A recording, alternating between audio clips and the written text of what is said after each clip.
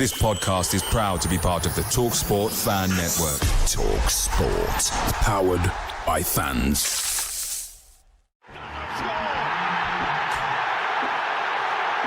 Styles with a save. To the second here. A classic counter-attack, and Gibbs White puts Nottingham Forest 2 ahead. Here's Wood. 1-0 Forest. That's made an even bigger difference there. Nottingham Forest have snatched the lead at Anfield.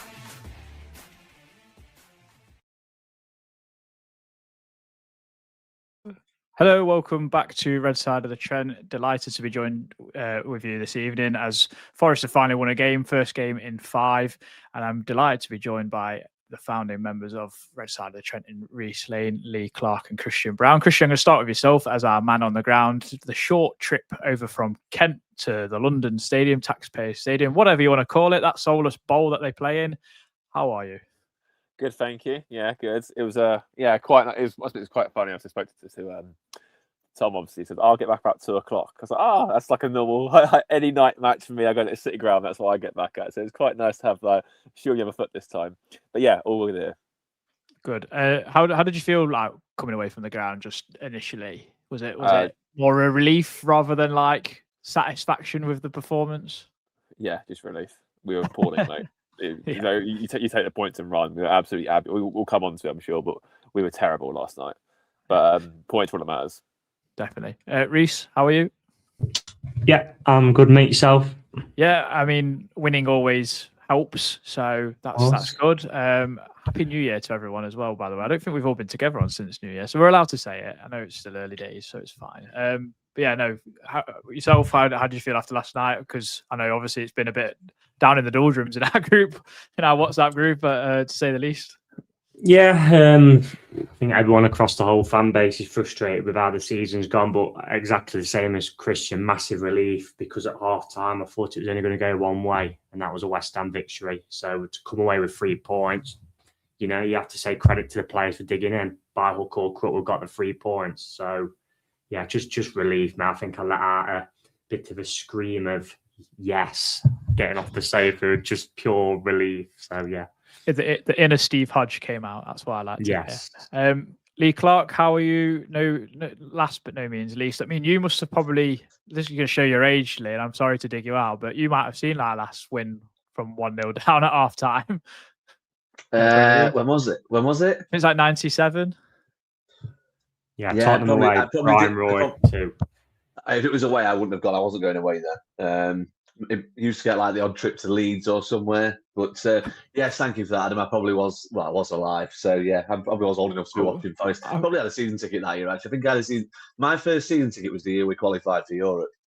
So yeah, I would have been a game-going fan then, albeit a very young one. But yeah, other than that, I'm fine. The easy way, the hard way, the Forest way, which I'm sure we'll come to. Another Lee Clark special Was you junior red then, Lee, back in them days? Yeah, he did used to join up to that. My dad actually, my first season ticket was, it was like a really unexpected birthday gift, and it was like a little booklet, and they used to do tandem season tickets, so one slip got me and my dad into the game, basically. So, okay. Yeah, that's how it worked in those days. Lovely. And before we get into things, just to say hello to everyone that's joined us in the chat. NFFC 2000, great we won now. Sack him. Richard Spray, friend of the pod, obviously does Talking Reds with Greg Oram. Hey guys, Happy New Year. What a ride that match was. Yeah, Happy New Year to you as well, Richard. He's also followed it up with, I thought it was better than Wolves. Granted, we had a bit of luck to get us over the line. Proud of the Devil, evening guys, Pat Brett, that result bailed Dyche out because defeats would have put him in real trouble. Owen, dreadful performance again, but the result was the most important thing last night and we got it. And also another one from Richard that sounds like a t-shirt, Lee. So yeah, anyway, we digress. Christian, I'm going to start with yourself. The team came out an hour and 15 minutes before kickoff. Matt Settles was reinstated back in goal after John Victor's trip to Brazil last week at Villa Park, and Callum Hudson-Odoi back in for Dylan Bakwa. I mean, what did you make of that side? Was you expecting more changes, or was that about right? No, I was pretty much what I expected. Yeah, and really on paper, it's probably the strongest team we maybe could have fielded. I suppose you could argue about maybe having Louise in midfield instead of potentially Dominguez, I suppose, based on ability alone. But no, again, with that team put out, there was no excuses to not win last night. I know West Ham had a decent starting 11, but as you alluded to before the game, their bench was incredibly weak. Apart from that Pablo guy, they'd had next to nothing there, really. And I said to Dad actually at the time, and I said, when the teams came through, I was like, look, if we're 0-0 or drawing even after an hour, who are they looking to on the bench to sort of turn the tide their way? And then you look at what we had in reserve. Yeah, I thought, not that matters to Dyche, apparently, what we have on the bench. May as well not have one. But yeah, no, I thought, I was happy with the team. Again, it is a strong team. I mean, like, you look at it, that back five, for example, and Sales was goalkeeper of the year last year. Milenkovic was nominated for team of the year from Murillo. Aina was team of the season, I believe. I think. So you and obviously Williams. Well, he was Mr. Consistent again. So no, there's always the foundations in place there. It was just a case of whether we could actually get it to show, and unfortunately, on the Dyche has been more of a problem than not. But yeah, it was a good team.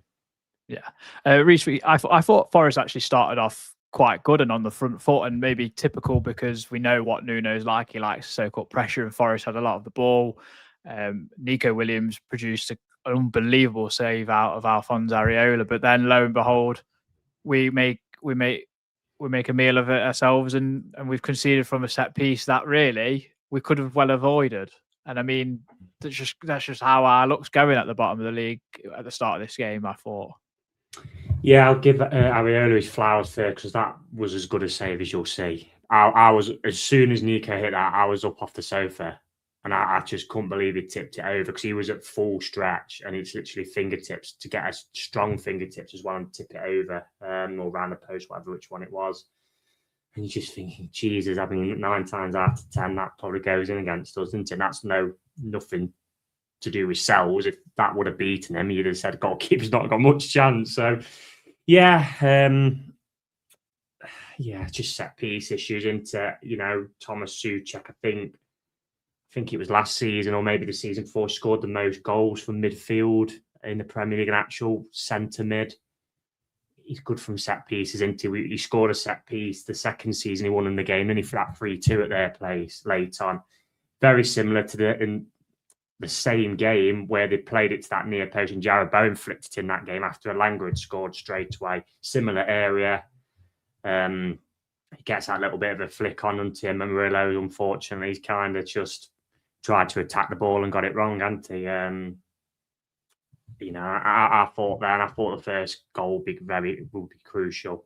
And when they got it, I just thought it was going to be one of them nights. But thankfully, obviously, we come back. But the set pieces have been an issue, haven't they, pretty much all season. So it's no surprise to see us concede from another. And when you look at the team we've got next in the league, it wouldn't surprise me if we conceded another in that game, or more than one against them, to be honest. Yeah, especially when you got the likes of Declan Rice and then Gabriel and Saliba and whoever else. Yeah, well, Gabriel was like a cheat code, isn't he, from set pieces. So, I mean, and Hutchinson as well, he's just been a little naive, and he recently away from home.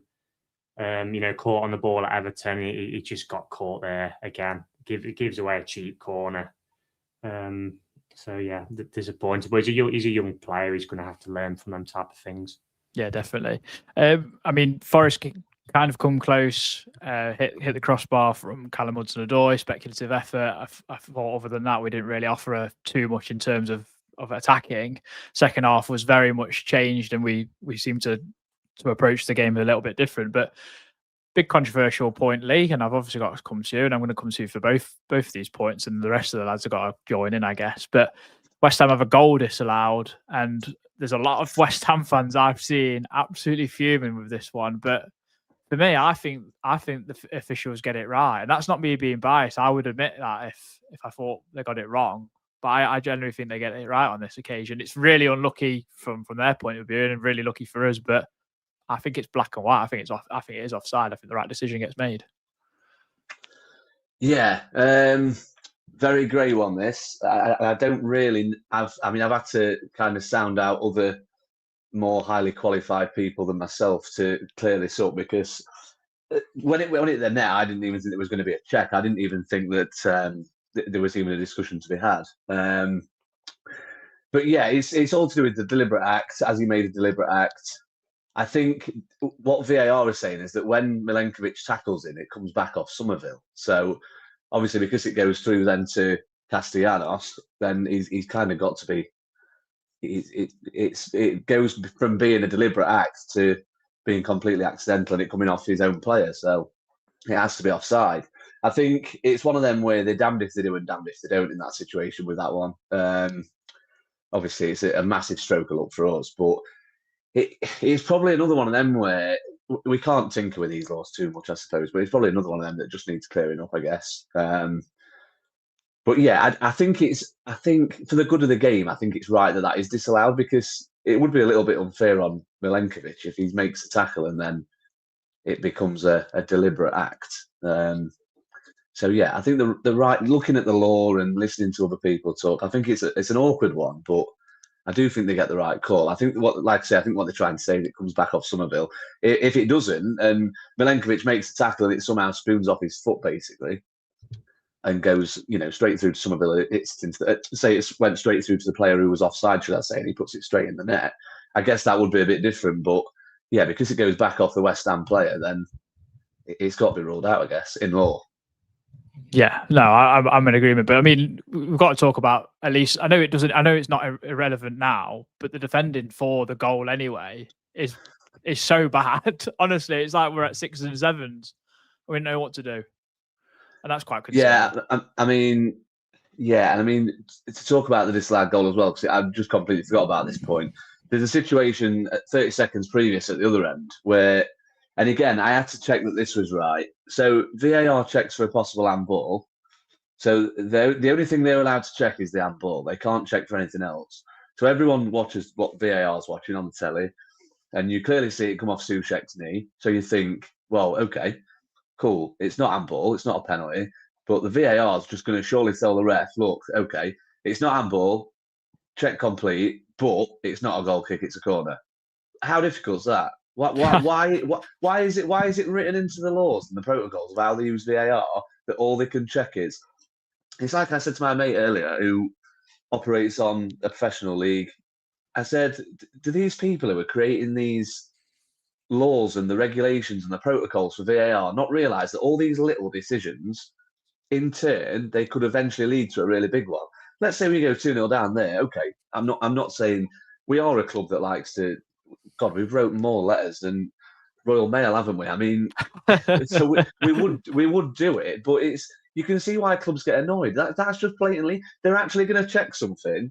Okay, they're checking for a penalty for an handball, and everyone's going to see.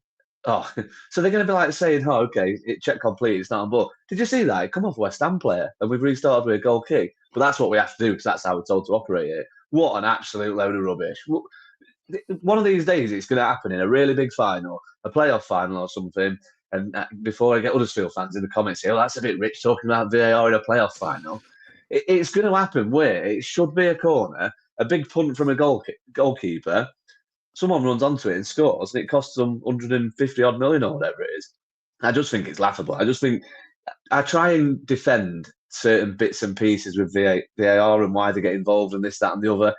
That last night just proves that little protocol there is complete and utter nonsense. And the sooner that gets taken out, the better. What fan in the ground would have let's say we get a corner in that situation and score. West Ham haven't got a leg to stand on. They've cleared the penalty, but it clearly comes off his knee, so it's a Forest corner. If they get that goal, we've got every right to moan because, yeah, okay, the defending's minging, but it should never have got down there that quick. So, yeah, baffling, completely and utterly baffling that they can't just say to the ref that's a corner. Yeah, I mean, Christian, it must have been relief for yourself and the travelling supporters in the corner there as well, because you probably would have had no clue unless you got signal from WhatsApp groups and whatnot. Honestly, it was just more anger at that point when that it was on another level of anger. I think that was like full on heads west. Let's go straight to the exits level of anger. I'd never leave early if I can. As a first, I was like, we're moving. Come on, out. And then as we sort of looked to the side, obviously we saw the VAR screen pop up for an offside. I thought, oh, great, okay, whatever. And then lo and behold, obviously it was offside. And then their fans went mental, and so did Somerville. I was like, oh, okay, somehow we're still in the game. But no, hugely, hugely concerning how that goal came about. And obviously we mentioned the bench earlier. If anything, it probably puts Deitch more off using it because obviously it was from backwards cross where it all came from. So, yeah, it was just relief. Again, the overriding thought or emotion really was just relief. Just relief that we could get through it, relief that we escaped these things unscathed, relief that we actually got some luck for the first time in God knows how long, relief that their goalkeeper decides to punch Gibbs White in the face rather than killing the ball. It's just relief rather than anything else. Yeah. Do you want to pitch in, Reece? Yeah, I must say, had that goal gone in, we were dead and buried, mate. You'd have seen, I think, 2 or 3 players literally were flat out, and this was when did that goal go in? 50th, maybe? Yeah, 50th. 5 minutes after half We time. still got pretty much the whole of the second half, and we looked absolutely dead and buried. And first half, you could just see the frustration from players just biting at one another.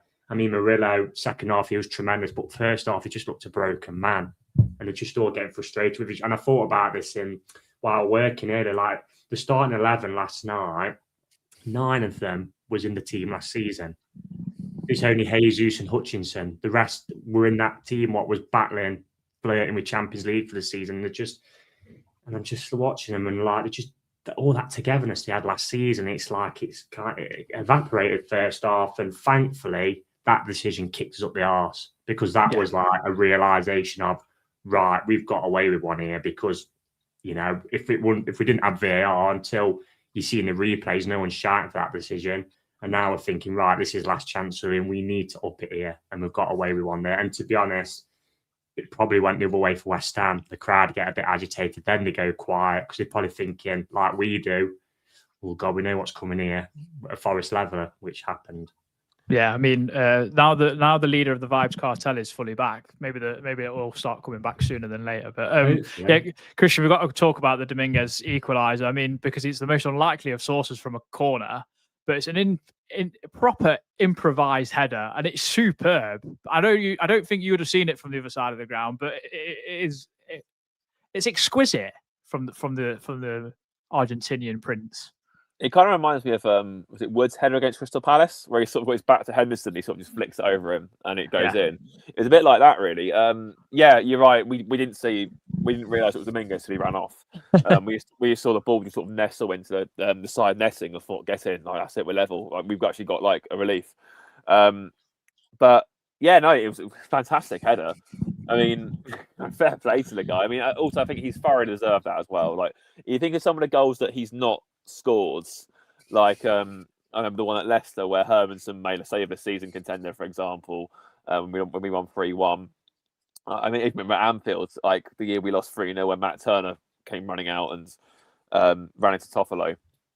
Martinez last season. Yeah, Gibbs White put it on a plate from Anfield. He sort of fell over the ball. It's like, oh God, like it's like begging for him for something to go his way. Obviously, I only scored against United as well, Brentford, but yeah, no, fantastic header for him. But it's interesting, obviously, you mentioned the crowd race. Like, I've never seen just despair and apathy like it last night from the West Ham fans. Like, for context, when we were, obviously we got in slightly early, when they were warming up, so obviously, like, the Forest players came out, whatever else, and the announcement made, and then here comes your West Ham United team, and it was just literally total silence.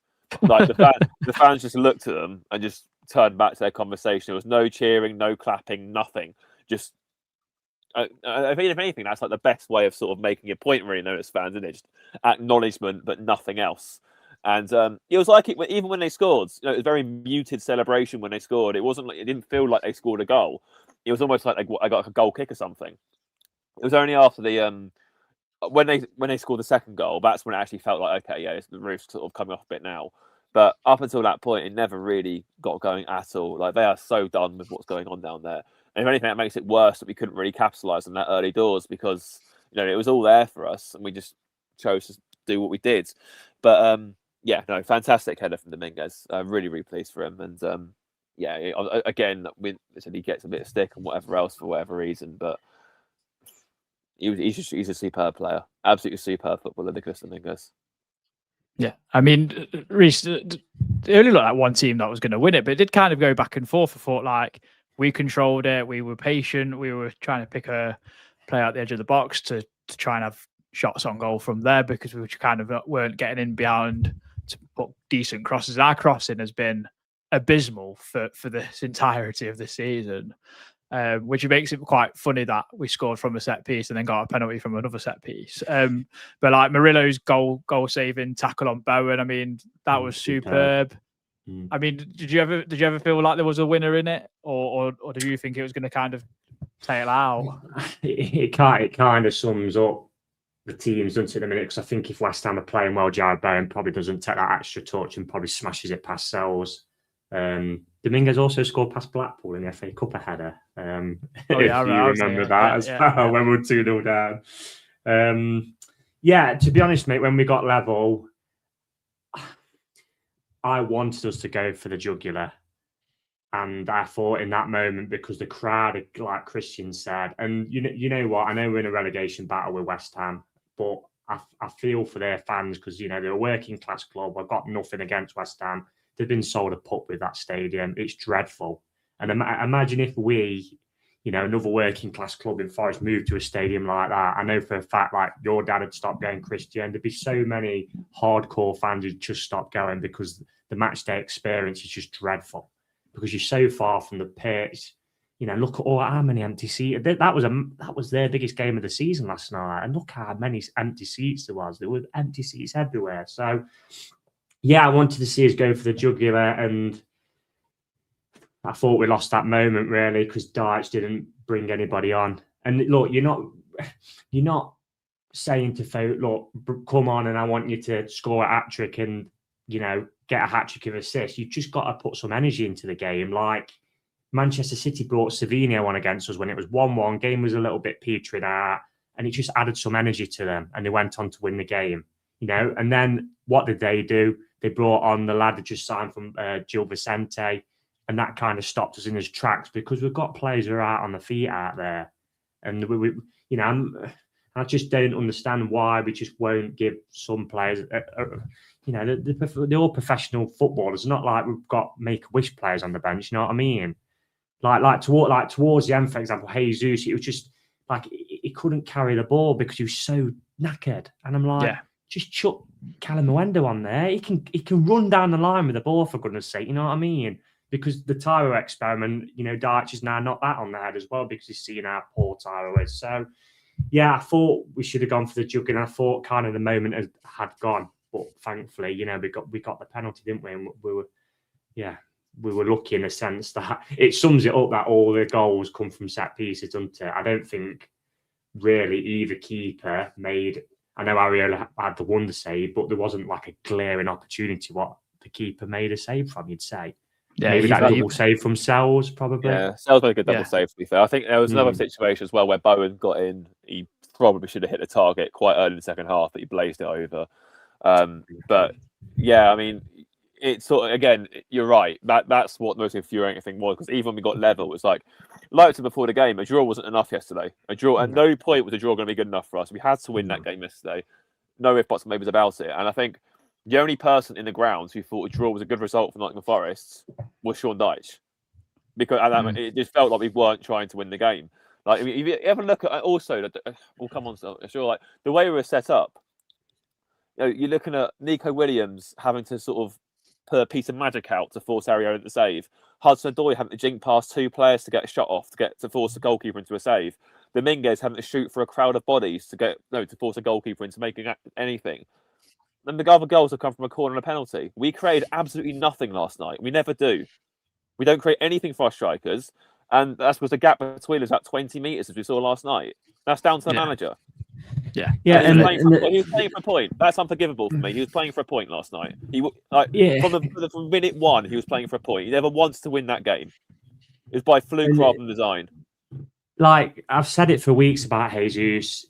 He's isolated, and now it's a point, mate, where the other Reece put this in our group chat earlier, where he's putting that much energy into trying to hold the ball up and wrestle off defenders all game. When it gets to like probably the moments that can, he just looks knackered.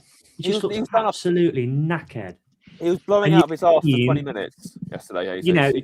City game, he was tremendous. But I think he had. Did he play the 90 in that, or was it 7? Did he bring Tara on? I can't remember. But whatever it was, the minutes he played in that game, he was literally Diaz and Guardiola hated it, and he put so much energy into that game. And 3 days later, you're saying, I want you to do the same against another two big centre halves. And you're seeing consistently his performance level drop because he's shattered, mate. Yeah. Just asking him to basically run the line across the defence and just trying to hold it up against two big defenders trying to knock it in the back for 90 minutes. You're seeing the same with the likes so of Elliot Anderson. You're seeing the same with the likes of Elliot Anderson and Callum Hudson-Odoi, where they're giving the ball away or they're making poor decisions. But what Elliot Anderson's turning to Sam the Cling Crabber. Sam the Crab Clingan. Like, it's ridiculous. What player is playing at the level they can play at the minute? None of them, mate. I'm sorry, none of them. And people might say Nico Williams, but he's not as good this season as he was last season. Not in a million years, as consistent as he is. You know, there's just nobody's just playing to that level at the minute. And, you know, I'm just hoping really that this isn't going to be another false dawn where we've won a game and then it's like, end of the day, we're going to be sat back against Arsenal, but I want to see kind of a plan in place where we're solid, we're hard to break down, you know, we're good at set pieces. We take, you know, put good balls into the box for our set pieces. And when we do counter, we can spring on the counter. And it's not like last night where we've got either wingers jogging so they don't overlap or just not enough bodies getting forward. Yeah. I don't want to be too harsh because we've won the game, but you know, let's be honest. I think most of the fan base at half time we're kicking off, saying how bad it was, and then we've won the game from two set pieces. Let's be honest. Yeah, absolutely. Let's talk about the winner league because it's coming again controversial fashion with us floating in a free kick at a decent area. Alphonse Areola's made a bit of a rash decision to come out and take Gibbs White out, and I've seen people say like Gibbs White's ran into him and it's a collision. He's like polaxed him. It's like, I don't know, it's like Usyk punching Tyson Fury in the face in the world title fight kind of thing. I mean, it's the most obvious penalty you could ever give, right? I've got to say, I feel a bit like Dermot Gallagher. I'm only getting the refereeing questions, aren't I? No, you'll get more hard ones later. Which one wants to be Jay Bothroyd then? What I would say is the gripe that West Ham fans have got isn't with the fact it's a penalty. It's the fact that they're not very often given. Because let's face it, those sort of collisions do happen a lot. With keepers thinking that, you know, they can kind of... They're entitled to challenge for the ball, aren't they? But I think as a former very bad keeper, as I always say, you think you've got a bit more of a license to be a bit more physical, whether it's putting your knee up or, you know, kind of trying to, you know, thinking, oh, I'm a keeper, I'm going to get protected, that sort of stuff. So what doesn't help Areola is that he comes into no man's land. If he's under his crossbar and that challenge takes place, I think it just gets quickly looked at. It's just a coming together. But the fact he actually takes off and comes for the ball and gets nowhere near it and puts both of his hands into Gibbs White's face, quickly turns it from a coming together into a potentially missed penalty. I've got to laugh though, because like I could be really smug here and say, oh, you know, we were on the wrong end of one against City, so it is what it is. Suck it up, West Ham. But they're not helping themselves. Oh, how's it a penalty? Soucek got the ball. Well, yeah, it was Areola who didn't. He basically puts both of his hands into Gibbs White's face. Yeah, but Soucek won the ball. Right, okay, so let's say Soucek tackles Elliot Anderson. Can Dan Potts just run up to Morgan Gibbs White and punch him? And because the other player's got the ball, it can't possibly be a penalty. How ridiculous is that? I mean, how many straws are they clutching at with that comment?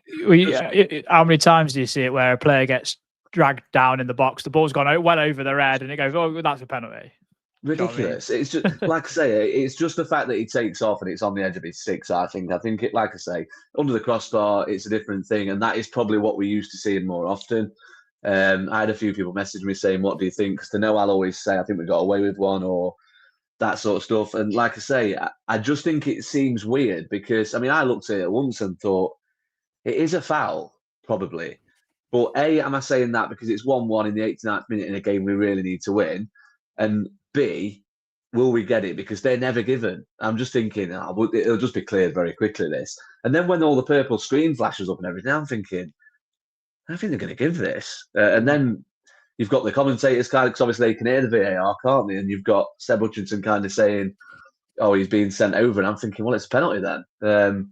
But yeah, I don't think it's it's the phrase I've coined for this pod, I guess. But sometimes officials are damned if they do and damned if they don't. And we saw with the Wolves Man U one the other year when what was Man U's Onana. Onana, yeah, when he came steaming out, opening day of the season, I think it was like the 95th minute. Wolves were losing 1-0, I think it was. He completely cleaned out the forward. It was the most obvious penalty you've ever seen. Got nowhere near the ball, as Onana was renowned for, and nothing was given. So two rights don't make a wrong, do they? Obviously, that one has been used as an example with these officials and said, look, if a keeper takes off, he's not just got the licence because he's a keeper to just throw himself into a player. So yeah, I think it's penalty, and I'm not just saying that. It's just the same as if you got the intention with your foot to kick the ball, but if you miss it and boot the man, it's a penalty, isn't it? You know, that Onana one was a penalty. They got that wrong. That was the problem. They got that completely wrong. Everybody said that was a penalty, that Onana one, but apart from the referees in this league. So I mean, I saw some. Right, didn't they? I saw someone else say he didn't mean to do it. Like, well, no one ever means to foul, but he made the challenge. You can't make the challenge.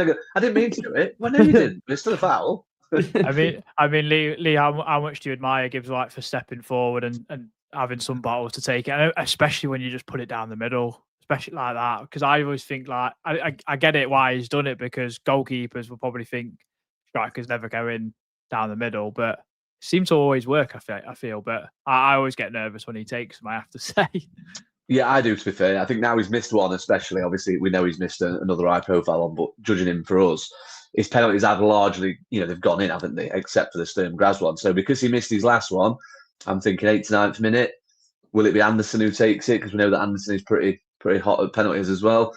Yeah, I mean, it'll come as absolutely surprise to no one that I've got a lot of admiration for him for doing it, because it would, with some of the stick he's had this season, it would have been quite easy for him, considering he doesn't care and he wants to go to Tottenham and all this sort of nonsense that gets spouted out.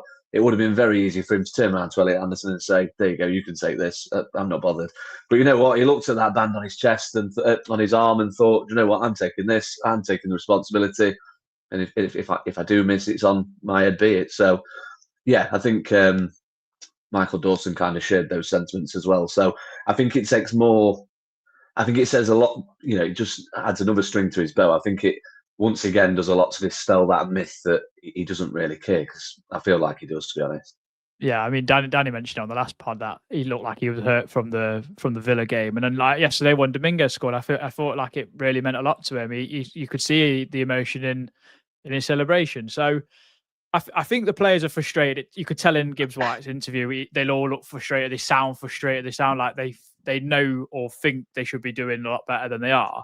And the funny thing is, that win, you only get a few more wins and you're kind of into mid-table again anyway. We're 10 points off fifth. Do you know what I mean? That's how tight the league is this season. I think as well, just to finish on that, it's interesting what Reece said, that 9 of the 11 were this part of this team last year. And that's where I think you can kind of knock on the head this myth that these lot don't care, because we saw last season that the same players do care. And I think as football fans, when your team goes on a bad run, the easy, lazy narrative, they don't care. And the issue is they don't care as much as us. They don't, because we've seen the rubbish times before. They don't feel that. But what they will feel is how good it was last year, and they'll be absolutely hating themselves that they're not giving us, the fans, that have given them so much support in the past, a season to remember, like they should have been doing. And they will care. It's just a different way of showing it. Just because they've got bad results, there's other factors in the background, and we don't know what's going off upstairs in the boardroom, and are they completely happy that it's the third manager of the season? So I think it's just sometimes a bit of a, this lot don't care, they've down tools. It's just a bit of a myth for me. Yeah. Well, just before we get to some sponsors and slept on it thoughts, I did want to play this little clip, which is now surely got to be our Nico Dominguez. It's commentary from South American commentary for our game yesterday. And this is what happened after he scored. Nico Dominguez, Nico Dominguez para el Nottingham. I mean, sensational stuff. I mean, Reece, you dug that out for us after it did get deleted initially, but yeah, we've got that. Colombian TV, that one. And then the commentator actually said at the end that he loved Nico Dominguez, so it's probably an Argentinian stream, I'm guessing, but obviously streamed to Colombia with them being Spanish. Yeah, fantastic. Lee, did you have something to say? I was just going to say, we've got to get Steve Hodge or Colin Frey doing one of those for one of the players before the season starts. Not a chance. Going to talk to you about our sponsors, Trent Sigh Threads, trentsighthreads.co.uk. Use our code RSOT for 10% off. Plenty of t-shirts on there. We maybe have to update this little graphic with Murillo and Igor Jesus, but there's plenty of options on there. I would normally wear my iron. Now he's back. It's definitely relevant now to wear it, but it's absolutely freezing at this time of night. So that's just my reason. I do apologise. And then good friend James Rowan, Vesta Blinds, stylish, high quality, made to measure blinds and shutters at a great price. Give your home the perfect finishing touch with stunning, expertly fitted window coverings from Vesta Blinds. That's vestablinds.com. Number and email address is on the screen, info@vestablinds.com. The phone number is on there for you as well. So please do check them out. We're going to do some slept on it thoughts before we get into a load of other topics, because I know it's going to get heated. Red side of the Trent. Slept on it thoughts.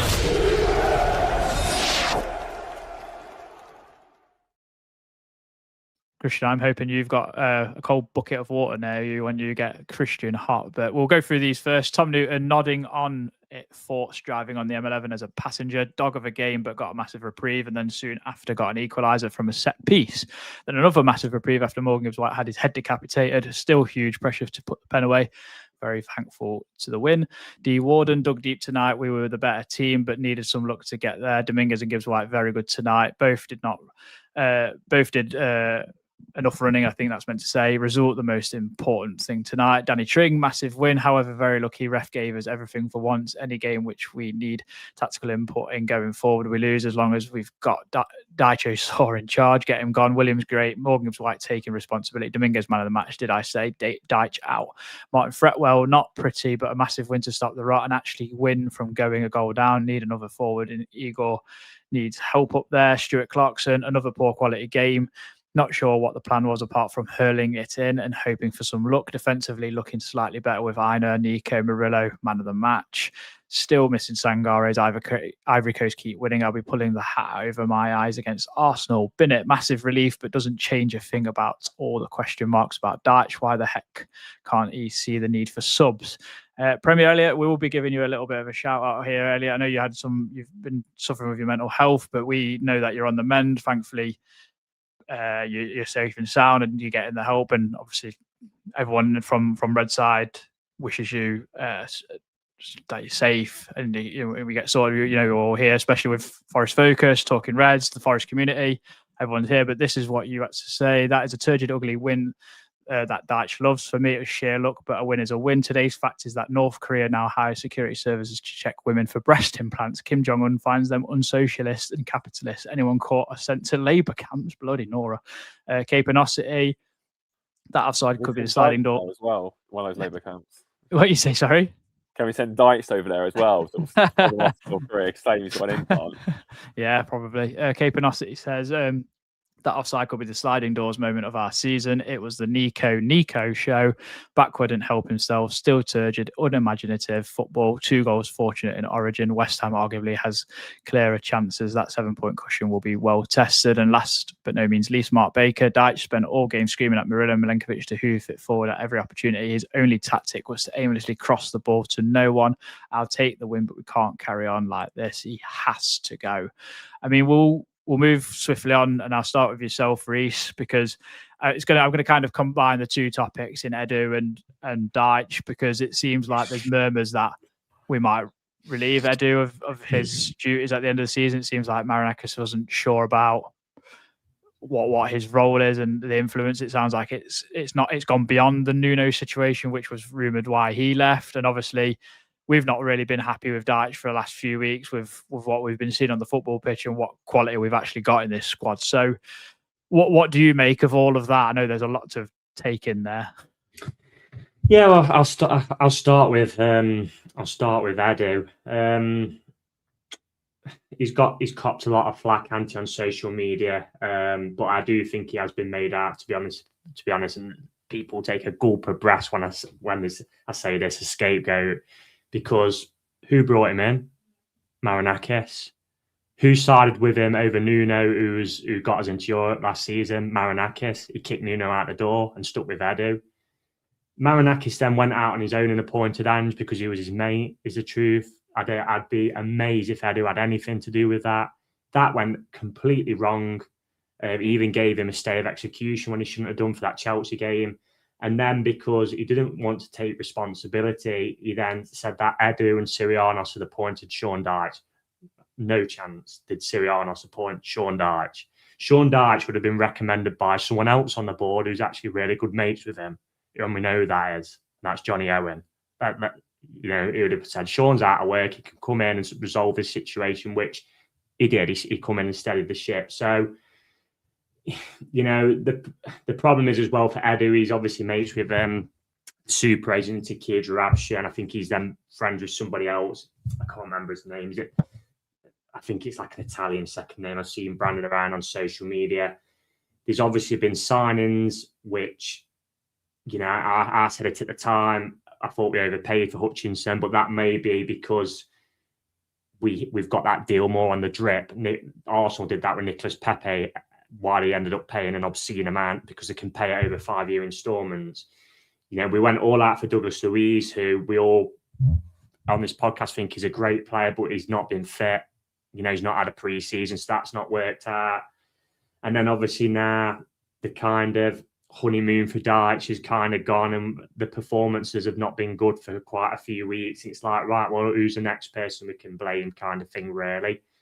So Marinakis has done great things for this club, but this season, the decisions are on him for me.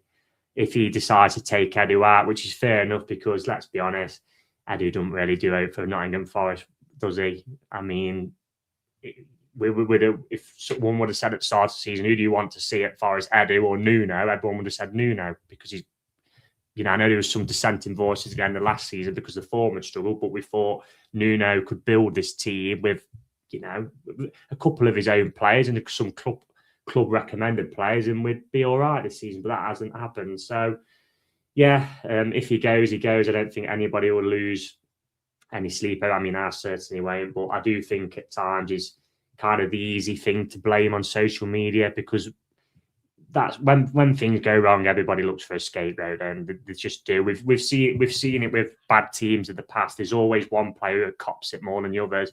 We saw it the second season when Sangare was booed off the pitch against Crystal Palace. That players, just odd players, cop it more than others. So, moving on to Dyche, Sean come in and steadied the ship. There's no doubt about that. He come in what we kind of expected as a stereotypical firefighter manager to do, really, which is steady the ship. But he got the ship steadied, and then you're thinking, right, can we push on now? Can we find some consistency? And we've just not been able to do that in terms of results and performances. If the performances were good and we were losing games like to City where the performance was good and we lost 2-1, we're thinking, right, at least we're seeing something from the performances that's giving some hope. But the two performances against Everton were abysmal. We was unlucky in the sense of the Fulham game was a 0-0 game and we lost 1-0, but the performance then was poor. Villa first half on Saturday, I know it was unlucky not to go in at 0-0, but you felt it was similar to the Newcastle game under Ange, where once they got the first goal, because it was pressure without them doing much, but we were just oofing it clear and it was coming back. No real plan of what we're kind of doing, really, aside from hoping for the best, really. So it has gone stale under Dyche. I stick by what I said a couple of weeks ago. I think he will be here till the end of the season, unless something goes drastically wrong. The use of the bench is a massive concern. I'm really disappointed about that. But if the club are going to back him to the end of the season, again, I reiterate, they've got to get him some short-term options, because players are being run into the ground. And it's a squad game, especially with the games we've got coming up, Europa League and FA Cup. But look, the club didn't even see him as a long-term manager because he gave him an 18-month deal. So they've got the doubts about him, the reservations about him. So I would be, if I was Marinakis, and I'd love to have his money and love to be in charge of this fabulous football club we all love, I'd be saying to Sirianos, right, I want you to go out into Europe with your scouting. I want you to draw up some candidates and I want you to work with them in the summer.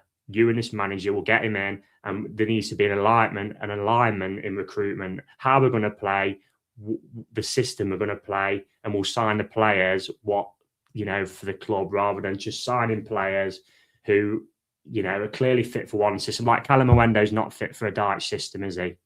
And, we're just like McAtee can't get on the pitch. It's just been a mess. And that's why the players have signed, to be honest. I feel for them in a way, because they've had 6 months at the clubs, some of them. They've had 3 managers, which all play different styles, all of them. You've gone from Nuno as a counter-attacking manager to Ange, who's an all-out attack manager, who would have ran and ragged on the training ground trying to get his methods across, while we've got a bunch of games and we're getting used to this European games. And then now you've got Dyche, who's kind of a firefighter manager. I'm not sure what I'd say his tactics are at the minute, but yeah, it's just been a bit of a disaster. There needs to be a summer reset, mate. It does. Well, what you're saying with Sirianos and getting a manager, that's got to happen now. That's got to start now. The planning's got to start now, without a doubt. Without a doubt. Don't wait till the summer thinking, oh God, we're at July 1st now, and we're pissing about, let's say. Yeah. Start the process now. If the club clearly thinks they're going to be in the Premier League next season because we've got the Premier League flags on the ground, what they put up the other day. So start the process for this summer reset, because the good work, what we put in last season, everywhere really, is kind of gone to waste this season, and it does need a summer reset. And I just, Dyche is coming as a firefighter, what we expected really, but he's not going to be long term for me. I got the stats up of what he has since he's come in. I'll just quickly get them up. If you just bear with me.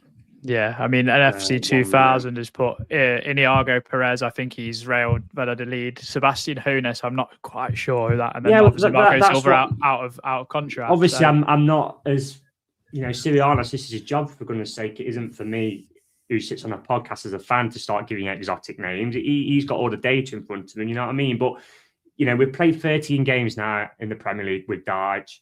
We've got 16 points from them. So you work that out over a season, you're looking around the 47-point mark. Keeps you in the division. Last year, it would have got you 14. That's the manager he is. He'll probably keep you in the division. You'll flirt with relegation odd times, but he'll get a couple of wins by hook or crook. We've seen it. The season when they beat us when we had the 3 penalties, and then they beat Liverpool the game after. And it got them away. And that's the type of manager he is. So for me, I think you'd look towards this summer reset, to be honest. If they're backing him for now, which I think they're going to do, we need to make sure we've got some options and that off the bench short term. I mean, we're talking about Strand Larsen. I'm not sure the money Wolves want is value for money personally, and I think he'll have the same challenges as what Jesus is having in a minute, which is just total isolation, really. Yeah, definitely. I mean, also it's Rayo Vallecano, that manager. He replaced Iraola, so yeah. Palace was linked with them as well. Yeah. Lee, Christian, anything to add to that, or as Reece kind of hit the nail on the head? I kind of feel like with Edu, yes, it hasn't worked, but I do also see Marinakis' logic behind it. I mean, let's say Arsenal win the league this season, that'll be with a squad that Edu's built. If you look at all the players, that's his project, it's his work. He started by Arteta when it would be very, very easy to sack him. 8th place twice. Embarrassing defeats. I mean, when they lost to, was it Olympiacos? Let's say, yeah. Oh, that was before. Sorry, it was Villarreal. They lost to Unai Emery coming back to the Emirates Stadium for the first time. Absolutely schooled Arteta in Europa League semi-final. Could have got sat then very comfortably, but to be fair to him, he stuck by him. He gave him the pieces. He built the team together. And you look at the players they signed this season, for example, like your Yokerez's, Eze's, Madueke, Hincapié, Mosquera. They're all bit part players, really, apart from Yokerez, who's been diabolical. So really, the team has been Edu's team. So from Marinakis' perspective, you can see it as, look, we finished 7th. We've achieved, we've gone above and beyond all expectations finishing 7th. I want us to stay here. He's done a very good job over at Arsenal. Yeah, okay, I know it's Arsenal, but he's piecing back together again. They were in the mire. He oversaw this whole project, and maybe he can do it at Forest. So I completely see why Marinakis went, you know what, getting Gaspar at Forest is probably a good idea. But obviously, it hasn't worked that way. I don't think he could have possibly envisaged that the first day of him meeting Nuno have a blazing row, leaving in one basically sacking off pre-season, one being banned from the training grounds. So I kind of feel a bit bad for him in that regards. But ultimately, he's put his eggs in the wrong basket, unfortunately. Not that he was to know. I admire the ambition completely. It just hasn't worked. As for Deitch, yesterday, like I said to you boys before kickoff, win, lose or draw, he has to go. My view hasn't changed on that at all. We were appalling yesterday, absolutely appalling. Like I said, and it's gonna if you look at the results that we've had, the actual good performances have been anomalies. They've been the outliers. Your Spurs at home, your Liverpool away, Porto at home to a degree, United at home. They've all been outliers. The real Forest, the real Deitch ball, if you like, is Everton home and away, Fulham away, last night, Wolves away, Utrecht away. That was crap as well. You look at that's his go-to, that's his reset. And like Reece touched upon, I don't understand why he steadied the ship. We got out of this danger. And because of him going back to what he thinks is best, we just walked right back into it. Yeah, okay, we're 7 points clear now. I don't trust Forest under Sean Dyche to win another game again this season. I really don't. That's why I've already told you boys. Like in the prediction league for the podcasts, I've put an L next to every single match we play because I just don't have any confidence in him whatsoever. Like, the issues last night were so glaringly obvious. And like Reece said with Stan Larson tastes nothing. What's he going to do? Win a few more flick-ons than Jesus? There's still going to be no one within 20 metres of him. So what's the point? It's exactly the same, and it doesn't need to be done. Those players can play football. We know they can play football. Again, like we touched upon earlier, 9 of those 11 were in a team that finished 7th in the league last season. They're not bad players. These are good footballers. They do not have to play this way. We are now seeing in real time why Sean Dyche was never trusted with a budget, was never picked upon by any other team, like one of the supposed beggar teams as well, after taking Burnley to 7th. This is why. Because this is all he knows. And when it comes to picking a lock, it's spamming crosses into the box and hoping for the best. Booting it long and hoping for the best. It's awful. It's like watching, it's like the O'Neill era again. In fact, he's got a very similar record to O'Neill. I think he's played, obviously, we've won 8, lost 7 and drawn 3. I think when O'Neill left, he'd won 9, lost 9 and drawn 3. So it's very similar. Identical style of football. And you'd expect disciples of Brian Clough to know a lot better personally, but here we are. And, it's laughable. It really is laughable. Like, don't get me wrong, after the Ange debacle, which I think, again, that is the one Marinakis does have to really own up to because that has set us back years. Those 8 games set us back years. There's no denying that. We went from a team that could still have salvaged something into the season to being in immediate danger for relegation by hiring that clown. And yeah, to be fair to Dyche, he has steadied the ship. What I don't understand is how he's got to that point. And actually, it was similar to Everton. Once Everton got their 10-point deduction, you remember they won like 3 or 4 games in a row, pulled themselves right out of relegation danger, and then didn't win a game for 3 months. It feels like once he gets to a point with a team where actually danger's no longer a thing anymore, he's like, well, now what? Yeah. All right, and that's hugely concerning. I don't try. I mean, we're talking about signing players for him. I don't want to sign players for him. I really don't, because we already have to clear them out again within 18 months anyway. They're going to be shit. I'm sorry, they are going to be bad footballers. They're going to be 6'7" at minimum who can't control the ball, but are just tall, physical, throw their weight around. But I don't. It's not football to me. It just isn't football to me. He has to go. Yeah, I don't care if it's tonight. I don't care if it's tomorrow night. I don't care if it's in June. He has to go. Yeah, I mean, Lee, there's a big important kind of run of games coming after. I mean, we've got a really busy period, but in the Premier League after Arsenal, we've got Brentford, Palace, Leeds, and Wolves, which seems like a real cluster of big games and could pretty much define our season. I mean, are you confident with Dyche, or are you kind of following the same footsteps as Christian? I have to follow that.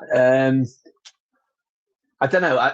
Just being realistic, I just don't see him going. He's not going to go tonight, and he's not going to go tomorrow. That we can scrub those off. Now with 7 points clear, I don't think there'll be any immediate desire for Marinakis to pull the trigger. I really don't. I think if we have another run, sort of that we had after the Tottenham game, then there's a different question to be had. Because I still maintain that West Ham are obviously active in the transfer market.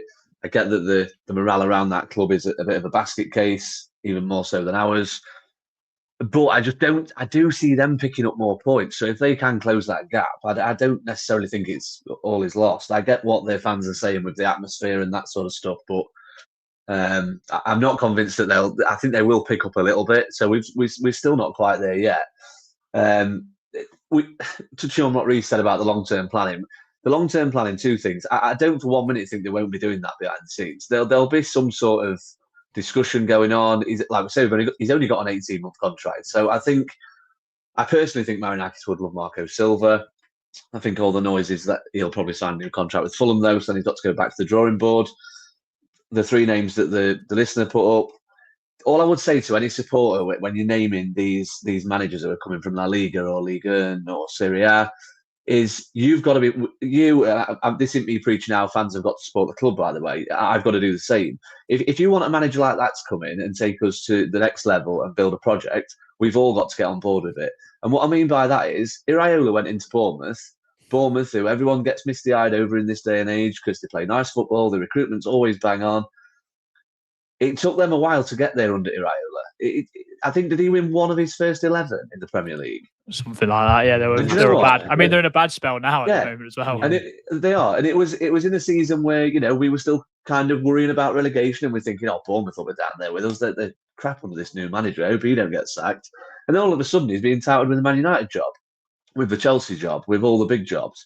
But that's because Bournemouth, little old Bournemouth, that's not being patronising to them, but they appreciate their fans. You talk to them, they appreciate their level in the food chain. Yeah, it's great if they can push towards Europe and that sort of stuff, but being a Premier League club is big to them. They get on board with the project. Yeah, okay, we're a bigger football club. The expectation level is naturally bigger, but it's no good us getting where's he from? Real Valladolid? Vallecano? It's no good us appointing him, and then we're sat at the end of September and we've not won a game, and everyone's going, no, get him out, he's crap. That's not a project. We've got to be part of that project. And I think the project situation's got to come more with the recruitment of players. You've got to keep appointing. If Marinakis has got this pipe dream of what sort of football he wants to play, he's got to get ideally the best realistic manager we can get, and then turn around to the recruitment team and say, right, this is what this club's going to be all about. These are the players that we're going to attack and try and sign. And you look at Brighton's model, they always sign players. They never go in for a player who they know they can't get. They always go in for a player who they know fits their system. And yeah, okay, he might not be a household name or someone you've heard of. But again, we've got to get on board on that. Every time, we saw it in the summer, every time we got linked with a player, you've got 15 people saying, oh yeah, he's class, get him in. And then you've got 15 people going, who's he? Never heard of him, he's rubbish, don't get him. What are we doing, Forest? So we've got to all of us have got to come together and kind of hopefully finish as a Premier League club, draw a line under it, and then push a reset button and start again. But what I would say is there's no way on this earth that's with Dyche. Dyche just isn't that man. Dyche is serving a purpose at the moment. And am I quite where Christian is just yet? I am, because it's really rubbish. I mean, I'm not quite as angry. I'm not quite as...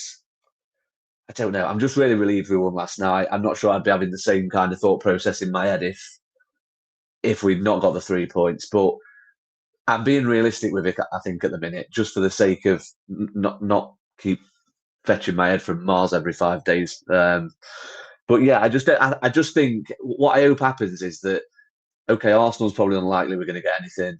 Brentford away, they're flying, aren't they? Probably unlikely. But then you've got Palace and Wolves.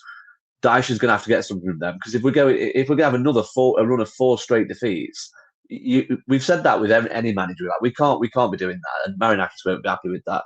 He'll be saying now, right, you've had your little blip. Not you're on borrowed time, because that's the wrong thing to say, but you need to kick us on now. You need to. We've seen how easy it is as well. Look at Fulham before they played us. We were talking about playing Fulham and catching them in points. They beat us. They went 4 or 5 ahead of us. They won the next 2 games and they went 10th. That's how easy it is to get. Easy is the wrong term, because it's the Premier League. But that is how straightforward, in theory, it could be. And like Christian said, we've got good footballers. There's no reason for us to be playing like we're playing. It's ridiculous. And people can say, oh, he's way off it and this, that, and the other. But that goes back to what Reece said. They're running on empty, all of them. Like he says, nine of the 11 played last season. They were all playing every game. So they're doing the same this season. And then we come on to Christian's point about you don't want Dyche to sign any players.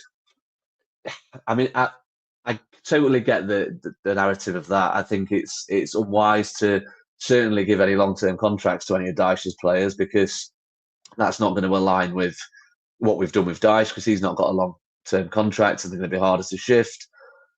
But we do need something to come in this window, because if Dyche isn't going to pick players like McAtee, and can't even think of others, to be fair, that we've got in attacking positions back where he's started getting a few minutes. But if he's not going to put them on in a game like last night, where, I mean, would McAtee have hurt last night for the last 15 minutes? You know, just a bit more energy. I'm not saying he's been great, but like Reece says, we're not talking players from Walsworth Villa, are we?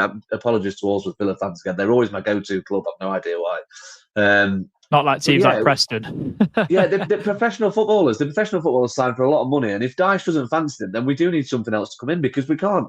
In the next, I mean, I said after that, you know, when this run of games is crucial, because it's literally Saturday, Thursday, and you just can't do it. It's going to go like last season, where we'll fall off a cliff, and ultimately, if we fall off a cliff this time, we're going to get relegated. So, you know, I know that's a bit of a really negative tone, considering we've just gone 7 points clear, but we can't afford to keep having these bad runs, because, like I say, another thing as well, like, I give West Ham far more credit than a club like, you look at last season's bottom three, Leicester, Southampton and Ipswich. I think it was Ipswich that were threatening to pull clear at one stage.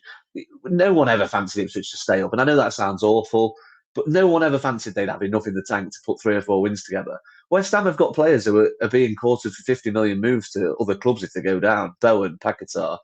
They've just spent 50 million on 2 strikers. I mean, I must admit, the one they put on off the bench, I don't think he looked very good. But Castellanos ran himself ragged. And if they get going and it clicks, they will get wins. I'm convinced they will. And I might be badly wrong on West Ham, but with them being in there, if it was sort of West Ham that were in Burnley's position and Burnley kind of doing the chasing, I'd be a bit like, okay, I'm pretty relaxed. But yeah, I've still got it in my head that West Ham are going to have a little burst at some point. I think this is why it's important that in the next 5 games, well, let's exclude Arsenal, the next 4 games afterwards, it's important we just keep picking up points, because West Ham have got a really tricky run. So if they're still losing and we're picking up a point, 3 points, and even if it's still not great, just keep putting points on the board, because we'll start making that gap bigger. And then you also draw other teams in, because we're not far from Leeds, we're not far from Bournemouth, even Newcastle. It's like I said, 10 points to 5th. It's not a lot. So I think that's another thing that I'm really disappointed with Dyche with. I think since Dyche came in, we either win or lose. And I really thought we'd be that sort of team where we might have a winless period, but we'd probably draw 4 on the trot, and you kind of keep ticking and picking up enough points. I expected us to kind of have a few more clean sheets under him by now. I thought it'd be, to be honest, the attacking sense, I didn't think it'd be anything other than what it is, to be honest now. I've never really enjoyed watching a Dyche team. But you kind of, when it's not your club, you kind of sit there and think, oh, it's so horrible to play against and keep clean sheets and this, that, and the other. But yeah, I am a bit disappointed that we either seem to get slapped and it's awful, or we have a win against a team that you think we've got no right to beat them, Tottenham, Liverpool, draw with Man United. But yeah, I think even if he just stopped the rot a little bit in some of those losses and turned them into draws, no one's saying he's got to win every game. But like you just said, Adam, if you're picking up the odd point here and there, in the position we're in now, it's going to put us in much better shape than we are.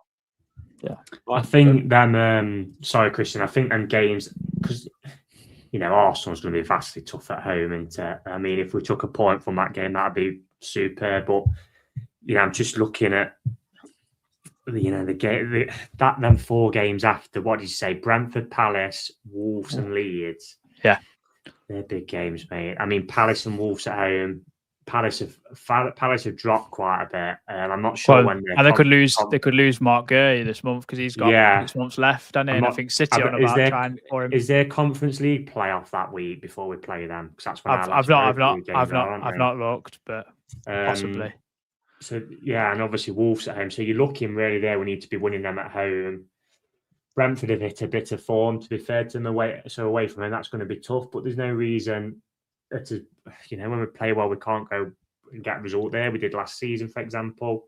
And Leeds away is a massive game because if they lose tonight, we're a point behind them. I actually thought we got away with it the weekend. I expected Leeds fully to beat Man United. I was surprised they didn't really. So they would have been six clear of us.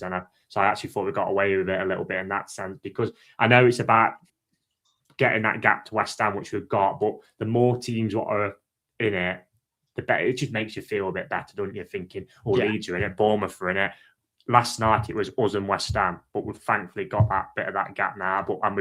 If the results go well tonight, we've dragged Leeds and Bournemouth back into it because Bournemouth are losing Semenyo and they've gone on a really bad run. They'll see it as a game tonight where they can at home get back on the horse, but fingers crossed you don't. My main concern though is that it's all well and good talking about these games, for example, and of course, obviously, to cite you've got to go out and do it. No, not even that. To cite Elliot, of course, every game's winnable, including Arsenal. If we play we did last night, we aren't getting a point in any of those games. We'll lose all 5. No, that's not me being negative. That's a fact. We will lose all 5 games playing that way last night. Yeah, I think the chances we gave up, like I said, that one Bowen put over, for example. Obviously, Bowen was terrible last night. Williams did a great job on him, to be fair. That Saka, that's in. No, if you look at if that's Otara back from AFCON, then that's in. You look at chances like that all the way through the team, look for things like that other areas. If we perform like yesterday in any of those games, we're not getting a single point. Yeah, I think almost you kind of need to give responsibility to the players, which I thought they actually took partially in the second half. I actually think they did. I don't think they really. I think they ignored Dyche quite a bit in that. No, so do I. No, you can see it as well. Obviously, you can see he was going go long. And it's like, no, we're not doing that. Yeah, like they actually took responsibility in their own hands last night. And that tells his own story. If he's losing the dressing room already, why the lady never scored? He's going anyway. And then we just need. I've seen quite a few sort of like Dyche apologists, if you like. And then we just need our saviour back. He's steadied the ship. He's done what he's needed to do. But if you're looking at, I've asked them all that very simple question: do you trust him with recruitment, and would you have him for pre-season? No. None of them have said yes. Fine, that innit? If you can't say yes to those questions, why is he here? Yeah, I mean, we just need our Messiah back in Ibrahim Sangare, who seems to be having a nice tournament for Ivory Coast. Just please don't get injured or ill. They play Egypt on Saturday, so I don't know. I don't want him. I just let's come on, Mo Salah, like, just pull out the bag so we can get him back. Neither still playing for Egypt. Yeah. I know, guys. We had a lot to talk about in terms of like the ground. Callum Wendo, PGMO actually apologising because they should have sent Ruben Diaz off. It's too late. It doesn't matter now. But we've run on for a while. But let's just quickly Wrexham on Friday, FA Cup. I hope we don't fob this off. I know we're going to probably heavily rotate. We've got 2 games in Europe as well. But I think our rotational side is good enough to go and win this game on Friday. I think it's going to. I've got a real good feeling that it's going to be a bit of an FA Cup ding dong and a classic. Not that we'll probably enjoy that as a Forest fan, but the neutral might. Leo, start with yourself. Score prediction, thoughts for Wrexham against Disney FC. Charity FC against Disney FC. Well, we're going to win on penalties, aren't we? Because that's what we do in the early round of the FA Cup. Angus Gunn. And I had a bit of a thing last year, didn't I? Predicting every round to go on penalties. So yeah, I'll go for the same again. I think they'll score. I don't fancy us to keep a clean sheet, to be honest, with the second string. I'll go for 1-1 and then we'll win on penalties. Is it straight to penalties or is it extra time? Extra time, then penalties. That's minging, isn't it? That's just what we need. Yeah, I'll still go for penalties. Fair enough. Christian? We'll lose. Fine. We'll lose. Yeah, I'll call it. The thing is, well, obviously, Kiefer Did you say 5-0? No, I said we'll lose. Right. Kiefer Moore's playing for them, though. That's my fault. And also Stuart Atwell's fourth official as well, so I'm sure he'll find a way to get involved in some capacity. His first game since match fixing against Everton in 2024. No, we'll lose 2-0, mate. He'll play the reserves or the second string team, the depth, what you want to call it, who really should be getting minutes anyway. They'll come in under Cooks that haven't played in ages because he won't use his bench, and we'll lose. Like we'll lose 2-0. He'll then be saying after the game about how it's hard yards and nuts and bolts and all these other bullshit fucking random nonsense he comes out with for his excuses. Just the master fact he's a terrible manager who sets his teams up in a terrible manner. We'll get found out tomorrow on Friday. Sorry, we'll get found out. Di just turned this podcast into. Well, I mean, foul we won't get found out, will we? Because I mean, we know that it's going to be a second string team. I don't. Well, yeah. We're not going to. If you think we're going to get battered, you think we're going to get battered every game on a dive. So we're not going to find anything out, are we? Really? It's going to be 2 to 4. I just to touch on it while I've got you, I've just had a look. I've got to whisper it quietly, but I've got a feeling Kiefer Moore might be injured. Oh, yeah, it was for Derby. They played Sam Smith up front, not the singer. Yeah, so he scored as well. He did, right from the wall. Yeah, so and then he shouted, "Stay with," and then he shouted, "Stay with me" to Phil Parkinson. The stars are aligning. He's out, so I can't believe we're sitting here going, "Yes, Kiefer Moore is out for an FA Cup game against Wrexham." Reece, thoughts? I know you're making the way up to the race course. Yeah. Stoke Kairas, it's actually called now, mate. I don't want Ryan Reynolds to sue this podcast. I do. That'd be cool. Like John Cena following the podcast. I got the money, Ryan. I'm not like Christian's camp as in I've gone that far south with Dyche, but I actually do really fancy them to win, mate. It looks good against Derby when I see them. To be fair, no, it's not that. It's just that. Yeah, they are in good form for one. Or on the trot. They are in good form. The media will want them to win. Everybody will want them to win. It wouldn't surprise me at all if they got an iffy decision, especially that one as fourth official. He'll be given a penalty from the bloody touchline. But it's just more with us, mate. We're going to rotate, and I agree.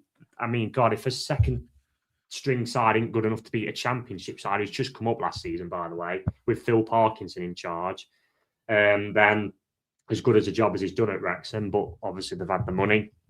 Yeah, then I do worry, but I just think that we've kind of got bigger fish to fry, mate, to be honest. I think that's what the issue may be. I mean, it's probably you're going to be looking at like gun in goal, unless he sticks with Sells, to be fair, because Sells isn't running into ground, is he? Savona. I'd like to see Jai Kuna get a go, but you'd probably say Abbott will maybe ahead of him. Murato, Zinchenko. What's midfield going to be? Louise, maybe Dominguez, because Anderson needs a rest, doesn't he? I mean, Dominguez can have a bottle of red on Thursday night. Backway, McAtee. I think Ndoi probably will be back. And then, unfortunately, he's probably going to be Tyro up top. But I just don't... If they're going to get rid of Callum Wendo on loan, now they played him Friday, and just say, look, then it gives us another week or so to get somebody in. Because I just find that baffling. We're letting him go out on loan when a second choice striker is a striker who's not scored once in 50 games. But I hate that way. Such is the decisions of the club this season. It's a tough back for me. Just to touch on, I hate that we're loaning him with like the option for them to buy him. I just find that so stupid. I think what the club are looking at is in terms of, if Callum Owen is a long-term target for Frankfurt, if he goes there and does well, they're going to sign him on. So the club will probably think, well, we can get that money in and we can sign somebody else. Because let's be honest, the aim in the summer, striker-wise, should have been to sign a long-term replacement for Wood. Yeah. And that type of mould of a striker, because that's how he played. Whereas Callum Owendo is kind of a striker where you're thinking, right, if we need to change it and go a different way, we've got that flexibility. So that's part of the issue, really. And that's why, with all the changing pieces and managers and that, it's been a bit of a mess on it this season. And I feel for Callum Wendo because he's kind of been one of the pawns that's fell anti in this debacle of the season it's been so far. Yeah, I'm going to go 3-2 either way. Don't care who it is, to be honest. I would like us to win. Obviously, that's so stupid for me to say, but yeah, 3-2. I know that sounds mental, but stranger things have happened. But thank you very much for joining us. If you 232 people in here at the moment, so do drop us a like and subscribe. It does go a long way. Any other business, guys, before we go? If anyone has any tips for how to shift sciatica, please drop them in the comments, because I've been struggling for weeks because I'm old. Oh, more booze probably, Lee, to be honest. No, I don't think it's anything to do with that. No, I don't know what it is. Poor posture, I'm guessing. Too many podcasts. Oh, I see. Fair enough. All right. Well, take care, everyone. Anyone travelling up to North Wales, have a safe trip and enjoy the FA Cup for what it is, if we can. But until next time, come on, you Reds.